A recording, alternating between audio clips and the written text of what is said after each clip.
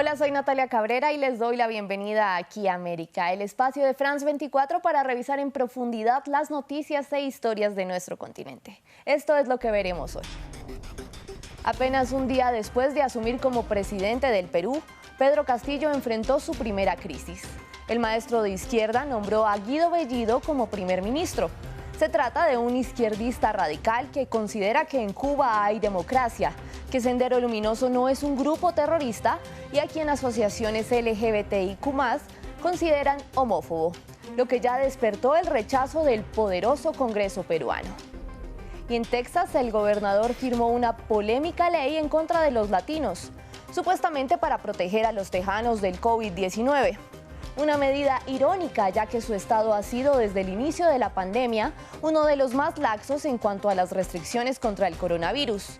De hecho, levantó en marzo el uso obligatorio de los tapabocas. Y en Chile, el Ministerio de Obras Públicas ordenó el traslado de un altar que se conoce como Animita, ubicado en una de las principales vías del país. Se trata de un lugar lleno de ofrendas como culto a quienes fallecieron en trágicas circunstancias y al que la sociedad chilena le tiene un especial respeto. Nuestra corresponsal en Santiago acompañó el traslado de la Niña Bonita. Y vamos de inmediato a Perú con la imagen de la semana. Pedro Castillo juró como presidente, poniendo fin a semanas de incertidumbre generados por la demora en la entrega de los resultados oficiales de las elecciones presidenciales del 6 de junio. Pero aún es incierto si esto significa el fin de la inestabilidad en el país, pues el nombramiento de su gabinete genera polémica y su primer ministro tiene un mes para conquistar el voto de confianza del Congreso. Castillo derrotó por muy pocos votos a la hija del expresidente Alberto Fujimori, quien fue condenado por delitos de lesa humanidad. El maestro de izquierda llegó hasta hace muy poco a la escena política, prometiendo cambios en el sistema. Juro por los pueblos del Perú, por un país sin corrupción y por una nueva constitución. Por fin, Perú tiene un nuevo presidente. Pedro Castillo tomó posesión de su cargo el miércoles en Lima, luego de que el Jurado Nacional de Elecciones desestimara, apenas una semana atrás, las denuncias de fraude de Keiko Fujimori. Es la primera vez que nuestro país será gobernado por un campesino, una persona que pertenece, como muchos de los peruanos, a los sectores oprimidos por tantos siglos. También es la primera vez que un partido político formado en el interior del país gana las elecciones democráticamente. El profesor de izquierda se convierte así en el quinto presidente del Perú en 5 años. Y su margen de gobernabilidad es incierto, ya que no cuenta con la mayoría en el Congreso. Un Congreso muy poderoso que destituyó al expresidente Pedro Pablo Kuczynski, declaró la incapacidad mental del exmandatario Martín Vizcarra y declaró la vacancia luego de que asumiera brevemente Manuel Merino. Y Castillo tiene bastantes detractores. Durante la campaña fue acusado de querer llevar el modelo económico de Venezuela a Perú, algo que él negó en varias oportunidades.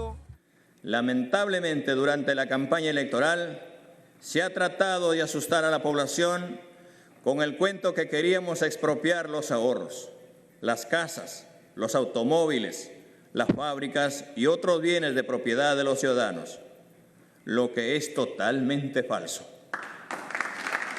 Pero sus decisiones ya están impactando los mercados. Pedro Frank, el hombre que había calmado a empresarios al asegurarles que Perú no les expropiaría sus compañías, renunció a ser el ministro de Economía. Y el dólar rompió su valor histórico tras el nombramiento de Guido Bellido como primer ministro, quien es conocido por su simpatía con la extrema izquierda y es investigado por presunta apología al terrorismo tras manifestar en redes sociales su apoyo al grupo Sendero Luminoso. Entre tanto, algunos sectores cuestionan que solo 2 mujeres hagan parte de su gabinete. Vamos a Estados Unidos. El gobernador de Texas, el republicano Greg Abbott, firmó una orden ejecutiva que obliga al Departamento de Salud Pública Estatal a detener, cuestionar y desviar vehículos en los que se trasladen personas que se vean como latinos, supuestamente para frenar los contagios de coronavirus. La iniciativa, considerada racista por organizaciones defensoras de los derechos, ya fue rechazada por la administración federal. El fiscal general de la Unión Americana, Merrick Garland, amenazó a Abbott con buscar todos los recursos legales para garantizar que Texas no interfiera con las funciones de la administración Biden. Veamos más en el siguiente informe. Madres con niños pequeños, jóvenes solos, familias enteras. Decenas de personas siguen arriesgando su vida en improvisadas balsas, cruzando el río Bravo o Río Grande para llegar a Estados Unidos buscando un futuro mejor.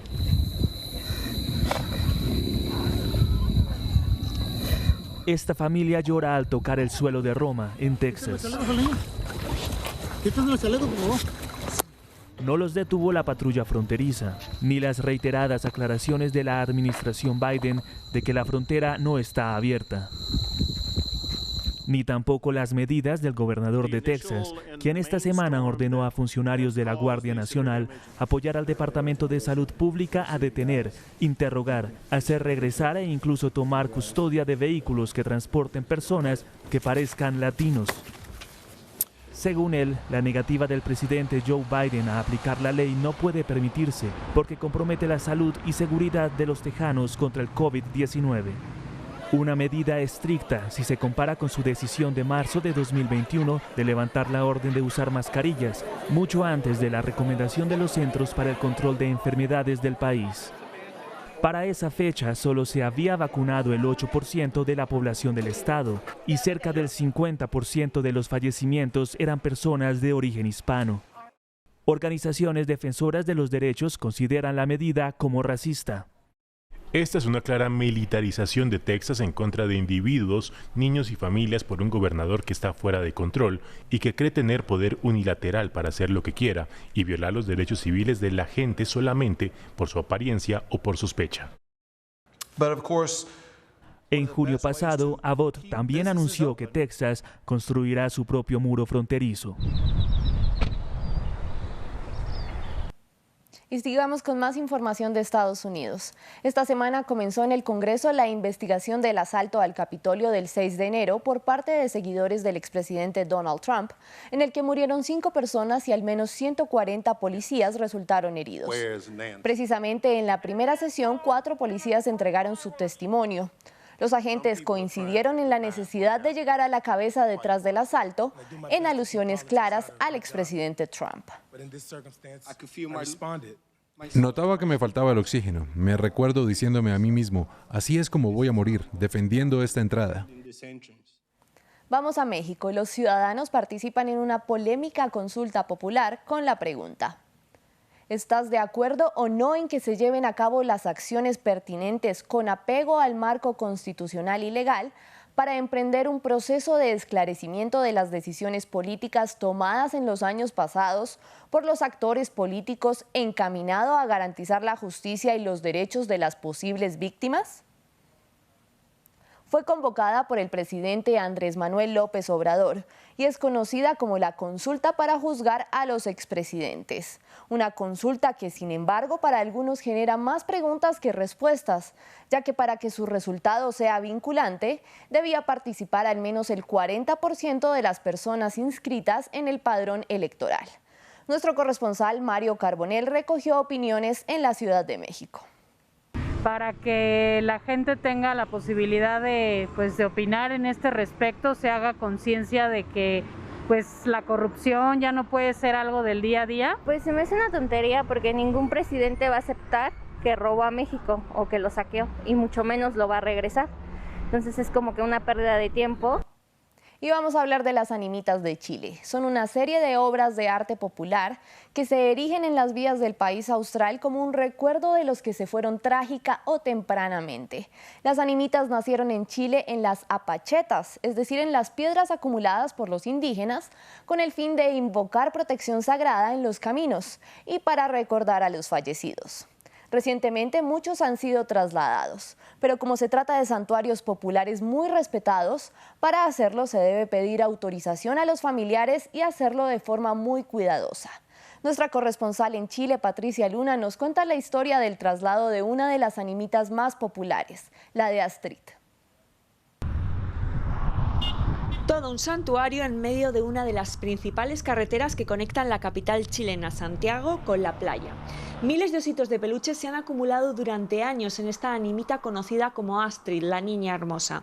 Aquí falleció la joven en un accidente de moto en 1998 y desde entonces se ha convertido en una leyenda cuya fama no cesa. Camila viene a agradecer a Astrid. Bueno, tuve un tema personal y salí todo bien de eso y son muchas emociones juntas, un cosquillón en el estómago, un tema de alegría, porque uno ya se siente aliviada y aparte que cumplió lo que uno le pidió. Esta animita, que registra más de 100 visitas al día, es una de las muchas que se han trasladado en los últimos meses a un lugar con accesos más seguros como parte de un plan de mejorar las carreteras. Hay mucha gente que, yo al menos me pregunto si ella igual se va a molestar porque acá ha estado toda su vida, entre comillas. La empresa a cargo de la obra realizó todos los trámites junto a un sacerdote que bendijo cada acto. Está acompañando a la familia en todo este proceso y a los trabajadores también, porque los trabajadores de la obra ven esto con mucho respeto, ¿vale? Así que a ellos también se les hacen bendiciones y todo una comunicación. La nueva ubicación del memorial de Astrid es sin duda mucho más segura, pero también le falta algo del carácter y la emoción que tenía la antigua. Es quizá por eso que muchas personas continúan yendo al viejo emplazamiento para rezar ante su espíritu. Gracias por acompañarme en esta emisión de Aquí América. Soy Natalia Cabrera y pueden seguirme en redes sociales en la dirección que ven en sus pantallas. En la producción estuvo Giovanni Agudelo. Recuerden que pueden ver este y otros programas en france24.com.